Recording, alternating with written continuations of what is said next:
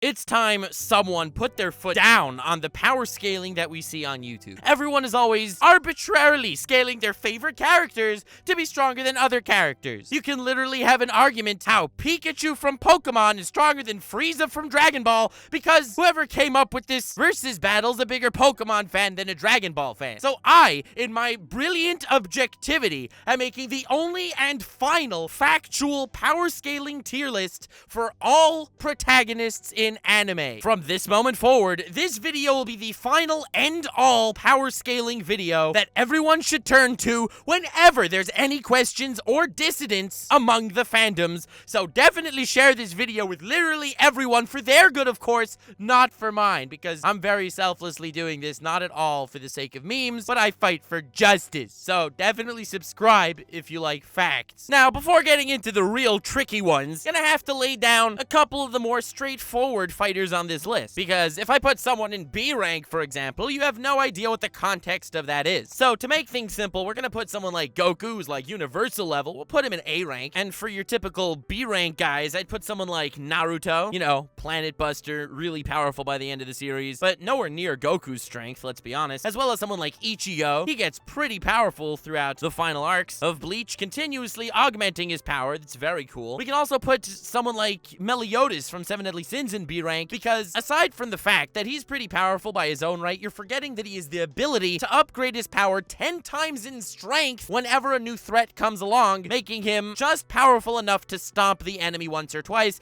till the next threat comes and he's able to unlock more power. That is definitely B rank status in my book, so we're gonna absolutely put him there. To fill out some C ranks, have someone like Deku from My Hero Academia. I don't believe he's as powerful as Naruto, because while he does have the occasional crazy light speed feat like flicking air pressure into glaciers and shattering him, he also has some other moments where he doesn't completely annihilate his opponents that lowers him down a notch to somewhere around C. I would put Luffy in C rank as well, and I would put Asta there too, just because while they are all extremely fast, compare to our everyday lives, as well as much stronger, they don't compare to the Planet Busters we were talking about in B rank like Naruto. To fill out some simple D ranks, it would be humans, but slightly stronger than the humans we're talking about. You know, Tanjiro from Demon Slayer, and Edward Elric from Fullmetal Alchemist Brotherhood, which, by the way, is the only correct way to pronounce that anime, and if you're not pronouncing it that way, then you are culturally appropriating. Very not cool. So, those guys, typical D rank characters, and to fill out the E rank, let's just throw a ton of sports anime protagonists in there. You know, Hinata from Haikyuu, Ippo from Hajime no Ippo, all the normal humans that can't, you know, fire cyclones of terror out of their buttholes. Now we're gonna need to get into a slightly more bit of complicated characters.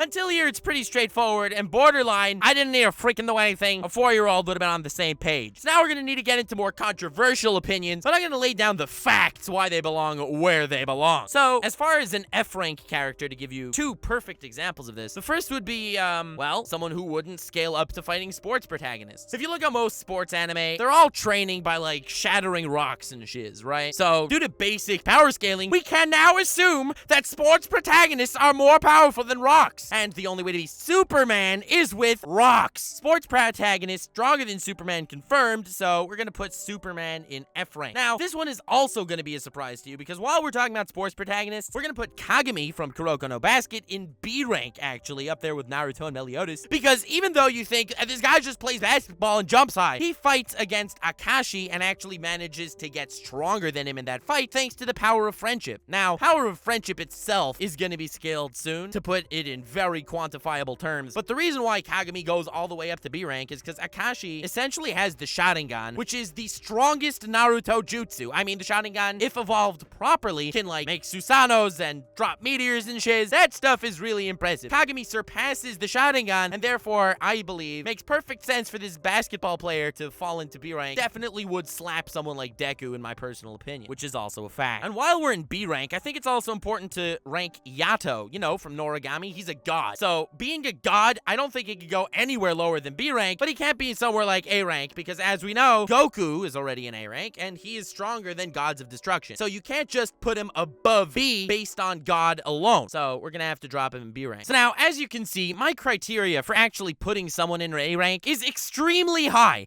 I'm not gonna do any of this mumbo jumbo, just plopping people there willy-nilly. I do know, though, that the most common argument to who's stronger than Goku in the anime world is Saitama. So therefore, we're gonna definitely put Saitama in A rank right next to Goku, because I don't want to put my neck on the chopping block and get into that argument again. We'll just leave him there. So once we've already established this, I think it's only safe to say that the mosquito who is stronger than Saitama is our first S-rank candidate. So we're going to put him right above Goku and Saitama. Yeah, I believe that makes a ton of sense. Now, you're probably wondering, what can possibly above someone like Goku? This guy can, like, destroy universes and whatever. But being able to destroy reality itself, and, well, the mosquito was clearly stronger than Saitama. The mosquito wasn't even fighting back. I think it is definitely safe to say that he transcends the A rank and is definitely deserving of S rank. So now, speaking of transcending reality, let's talk about Natsu a little bit. So I'm hesitant to say exactly what I think about Natsu because I feel like I'm gonna get people hating what I have to say both ways. I don't want to anger the fairy tale fans or the normies. I mean, the people that don't like fairy tale. And the issue is, I do believe that friendship in anime transcends reality. So Natsu, someone who always defeats his opponents with the power of friendship, should belong in S tier alongside the mosquito. As I've mentioned, the thematic philosophy of the entire mosquito arc in One Punch Man is based on what a true friend is.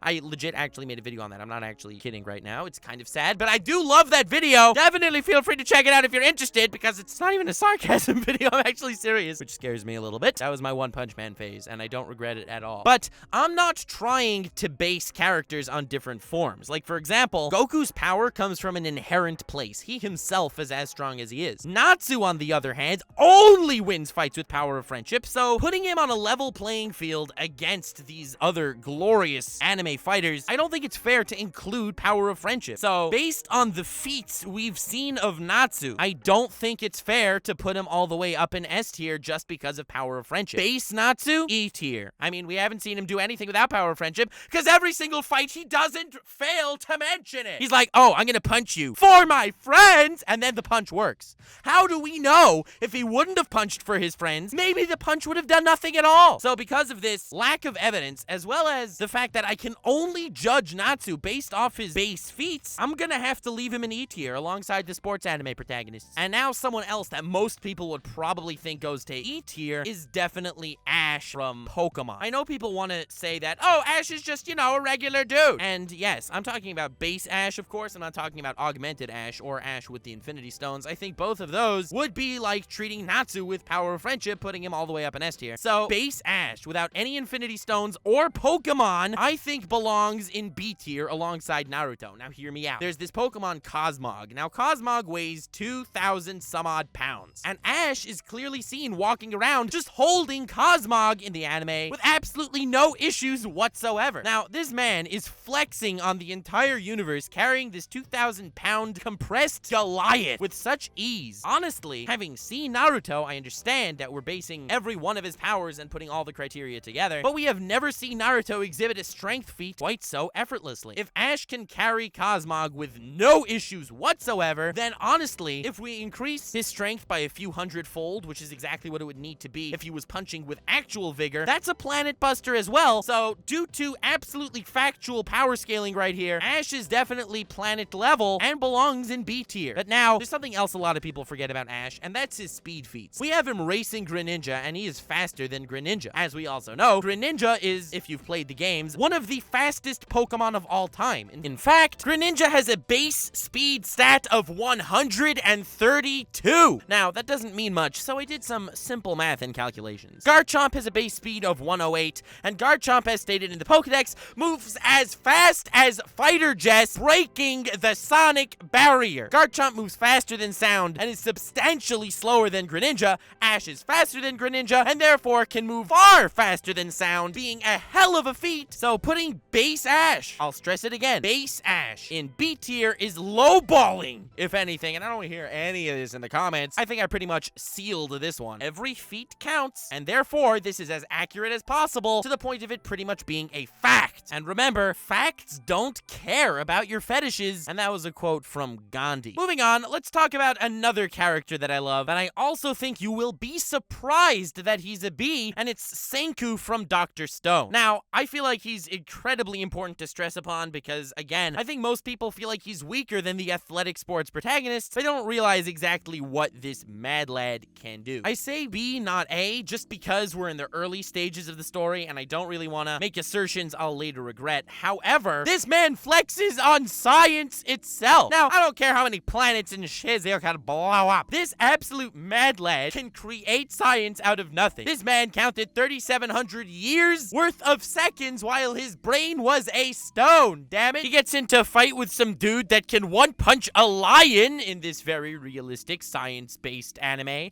and it does legit nothing to him because, oh, science, when the stone cracks in my face and gets dissolved, it also regenerates my brain and neck. Oh, yes, he creates science to serve his whims. Low-key, an amazing ability, if I do say so myself, and I'm gonna give him B tier for now, and I repeat, for now, because this may raise in the future, and it also may drop, depending on what we see. I haven't seen enough Dr. Stone to say as a fact, but I am 10 billion% sure that as far as what we've seen right now, this is 100% accurate. And to phrase it slightly differently, if in they can manipulate science, Senku can create it.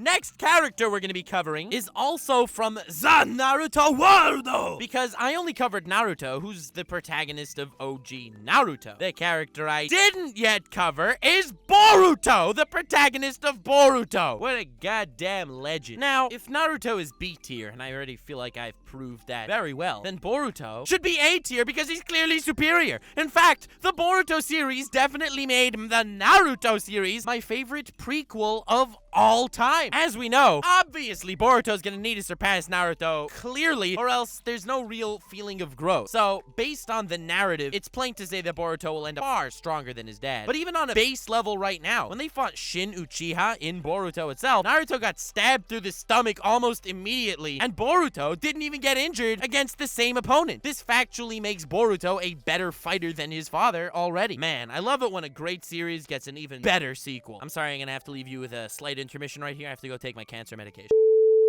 And now, a little known other character in Naruto I would like to talk about is Kakashi. And you're probably wondering, what? He's not the protagonist, but technically, if you think about it, Naruto is the protagonist of OG Naruto, and Boruto is the protagonist of Boruto, sad as that is. But really, I think the protagonist of Naruto Shippuden is Kakashi. He's the only character that had an entire thematic narrative fleshed out. I made an entire video why I think that thematically he is the protagonist of Naruto Shippuden, but hey, if you don't like that, then you can just lump it, digest it, and dump it, because it's my video, and I do whatever the hell I want, and we can talk about him anyway, and mostly, I just wanted to put him in S. Right above Boruto, that's 2 above Naruto, and that's because, as I've mentioned, reality busters get an S tier, and I can't really think of anyone more perfect than Kakashi. I mean, this guy flexes on the plot all the time. Most people think Kamui can open little dimension holes. Nah, fam! It can open plot holes! This mad lad gets infinite chakra in the war arc. He flexes on everyone with somehow this perfect Susanoo thing because he got Obito's perfect Sharingan after Obito is dead from the land of the dead. This man flexed on the plot hard, and that's a reality-busting technique. Kakashi is an S-tier character, and once we're already in the S-tier, there is someone else I wanted to mention that fits here perfectly, and that would be Yami Yugi from Yu-Gi-Oh! I know you're probably thinking, yeah, I understand Yami's really good at duel monsters, but, like, are you gonna really compare him to all these other amazing characters that we've talked about that can blow up universes? Yes, I can! He's not just goddamn good at duel monsters, the mad lad is freaking good at everything. His ability isn't to win duel monsters, he wins duel monsters, dungeon dice monsters. The mad lad can jump infinitely high if he needs to. He wins every game he plays. He has the ability to automatically win. And in anime, where hard work and determination are the core attributes to give the protagonist plot holes to defeat their opponents, I mean, if you think about it, someone needs to work hard and be very virtuous for All Might to happen to give him Superman's powers minus laser eyes, and then he develops 6 times the laser eyes in the manga. Or someone like Natsu, who has power of friendship, giving him near infinite power. Now, Yugi just goddamn automatically wins. He doesn't need any of these other shiz going on. The mad lad has the ultimate ability, so putting him in S-class, I think, is definitely fitting for the lad. Not to mention that if you'd play a game, guess the protagonist of the anime, this guy has the hair to win that game too. So he wins on not only a physical level within anime, but he wins on a meta level as well. Yugi, the king of games, and every game in anime ends up life and death somehow, makes Yugi definitely an S-tier character in my book. Next, Gon from Hunter x Hunter. Now, A lot of people claim Hunter x Hunter in all to be slightly weaker than Naruto. In fact, I saw this big poll thing on Twitter about Phantom Troop versus the Akatsuki, and everyone was voting for the Akatsuki just because the actual power system in Naruto is just on a higher level, power-wise, than Hunter x Hunter. I mean, you don't see anyone come close to planetary feats in Hunter, and one of the strongest guys that walks around uses bungee gum, which is, by the way, made up of both the attributes of rubber and gum. Mind blown! Point is, I need to do better with the sound effects on my videos. Other point is, they're all factually wrong. That's right, Daddy Nuxanor here, gonna lay down the facts and prove why Gon is A tier. That's right, Goku level. That's right, above Naruto level. It's factually incorrect to say otherwise, and that's because the Nen power system is phenomenal. Not just phenomenally written, we know it's already the best written power system in all of anime, that's not the debate. But due to the fact that they can make conditions, and based on the minuscule conditions that they make, they can create new Nen attacks for themselves, and the more they condition themselves, the more powerful that Nen attack can become. Now, Gon became so much stronger than he was in base form just by making a condition that he was willing to bet his life on this fight against Pito, and honestly, this just goes to show the flexibility and infinite power hidden within this power system. Allow me to explain. Kurapika has this ridiculously overpowered chain power thingo, and the reason why it's so powerful is because he set it to only be usable against a member of the Phantom Troop. Now, since he limited his power to such an insane degree, it just makes it all that much stronger, even though he never actually made any conditions to put himself in danger. So, use the power of imagination, fam, and you can destroy anyone in Hunter x Hunter's power system. If Gon wanted to punch, he could A, make conditions that he will only use it on Tuesdays that happen to be the 29th day of a month, which happens to be that day. Also make a condition that it can only be used once and he will never be able to use that move again. Not a problem, he could just make up a different type of punch, no issue. Next condition, he can only use it against the opponent he's currently fighting, which is fine because he's only going to be using it once, making it just way stronger. Also, do you see what I'm saying here? You could put an infinite amount of limitations within the conditions of the Nen system based on just your imagination alone. Kurapika only had one move that he can only use against spiders. All of his other techniques work on everybody. This is just one broken power that's so broken because he limited it to only spiders. With the power of imagination at hand, Nen becomes infinitesimally more powerful and definitely universal. I'm not saying it's more than universal to put it in S tier because I don't see it being able to destroy the reality they're in. However, when it comes to finite levels of power, you're only as strong as the boundless imagination you have and crazy limitations you could put on yourself. This attack can only be used with one eye closed. This attack can only be used while I am feeling pain in my left pinky. These are crazy goddamn conditions, and you just layer them on this one attack that'll knock a planet out of the solar system. Sorry, just laying down the facts here. Next character I wanted to talk about was Soma from Shokugeki no Soma. Now, again, he's another one of those characters that I think people expected me to include in E tier with all the other sports characters and whatever, but they're wrong because they don't understand the true strength that Soma holds. Now, Soma's the main character from an anime called Food Wars. Food Wars takes place in a world very similar to ours, where they are chefs. Now, this guy's food tastes so damn good, whoever even smells it can go into orgasm mode. I mean, total legit orgasms, their clothes disappear, and they are in blissful ecstasy, and it's insane. Now, one thing you have to realize is he's up against all these other shonen protagonists. What's the #1 trait for shonen protagonists? That's right, never stops eating. So, most of these characters would willingly eat his food, and they don't even need to smell it. But even from smelling it alone, his combinations are potent. Now, I'm not speaking from experience or anything, but if you're trying to fight mid-orgasm, you are screwed. Which is why Soma immediately has an edge here. I'm putting him an S tier because this is an ecstasy and a euphoria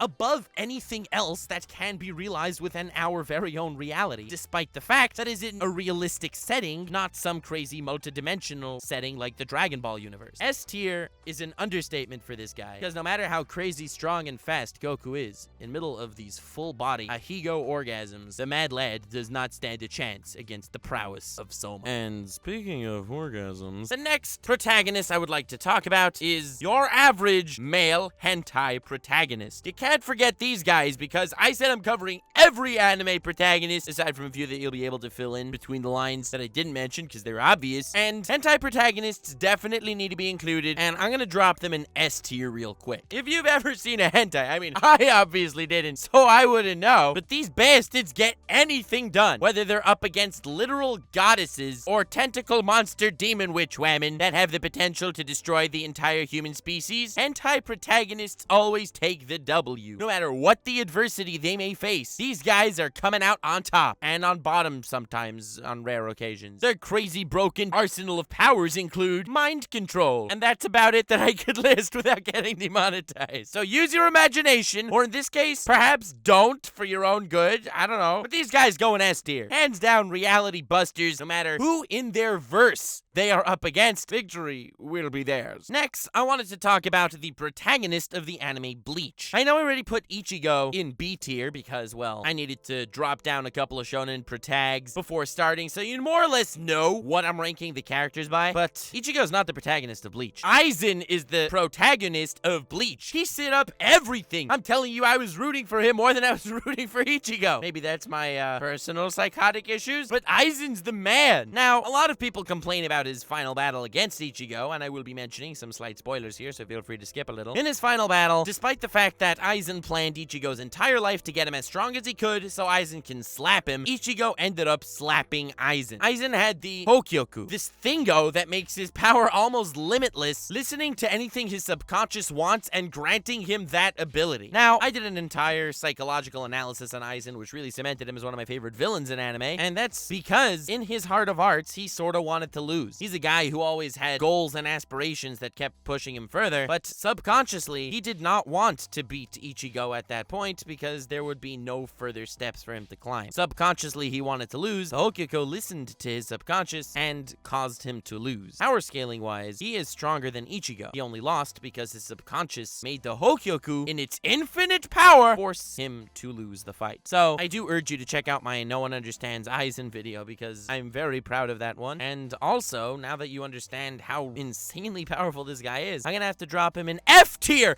The guy's subconscious caused him to lose. He could have been fighting Mineta and he would have lost. If his subconscious wants him to lose and his Hokyoku taps into his subconscious, he'll lose regardless of the scenario. F tier, but still one of the best villains of all time. Now, I have 3 more characters I would like to cover. The first is Dio from JoJo's Bizarre Adventure. And I know you're probably wondering why I'm not covering a protagonist, but I am. Dio is the secret protagonist of JoJo's Bizarre Adventure. In case you didn't know, every part of JoJo, and there are 8 thus far, follows a different protagonist-seeming fellow that is somehow from this JoJo bloodline, and it's a phenomenal goddamn story. So each part has a different seeming protagonist, but what if I told you that Dio was the protagonist all along? When someone asks the JoJo's Bizarre Adventure anime, who is the protagonist? The answer is Kono Dio-da! Because unlike the different JoJo's, which pop in and out of existence throughout the story, and the different generations that are passing, Dio's in part 1, mentioned in part 2, he's in part 3, his son is in part 5, he's in part 6, and in part 7. The mad lad's freaking everywhere, transcending space and time if he has to, spanning over hundreds of years. So, without a doubt, Dio is not only the protagonist of JoJo's Bizarre Adventure, but also the greatest tsundere in all of anime. I am a big fan of Dio, not just because his voice actor is an absolute mad lad, not just because of the epic memes that spout from his every word, not just the fact that he decided the most useful way to kill an opponent was to throw a Roda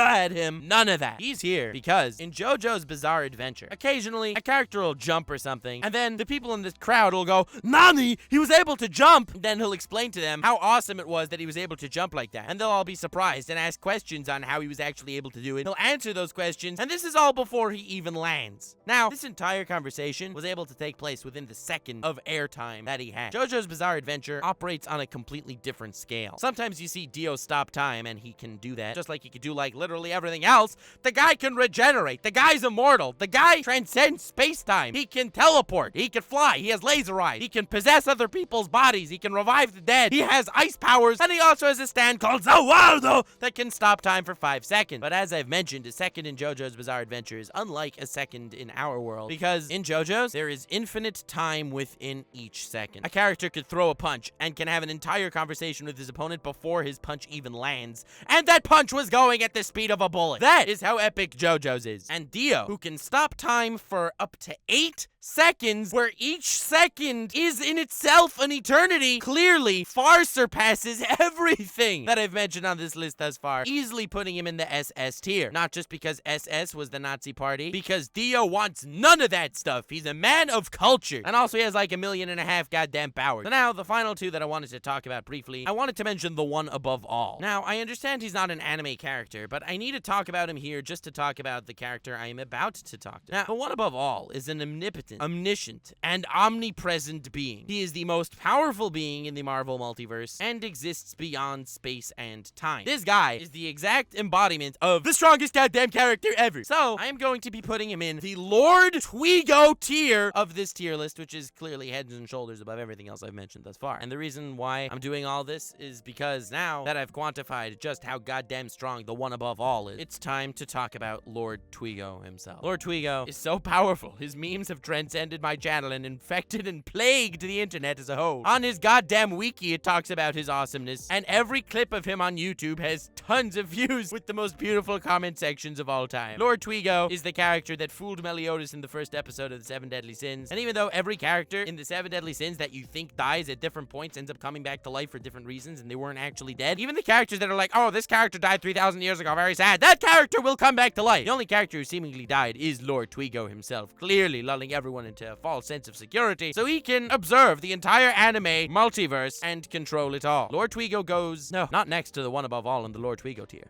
Lord Twigo goes in the above Lord Twigo tier. Thank you so much for watching this video. It was all facts, no opinions, zero memes. I hope you learned something. Definitely next time you see people trying to power scale anime characters, reference them to this goddamn video for their minds to expand. This was a very selfless task I took upon myself. Felt like it was just for the good of AniTube altogether to have someone like me here laying down the facts so people can see them. If you did enjoy this video, definitely subscribe. And even if you didn't enjoy this video, but you're like the type of guy that believes facts don't care about your fetishes, definitely subscribe as well, because facts don't care about your fetishes. Sorry, fam. These were the words of Gandhi. He was a wise man. He was probably my favorite character in all of Attack on Titan, actually. If you want actually no meme power scaling, I will link Seth the Programmer's channel in the description, because he's actually the power scaling god of AniTube. The guy's legit amazing, and I don't know how he does it sometimes. Links in the description, aside from to Seth, also to my Twitter, Patreon, merch, and Twitch. Clicking on any or all of them would be extremely awesome and very appreciated. So have yourselves a most wonderful evening. Leave a like, and remember to stay weird, fam.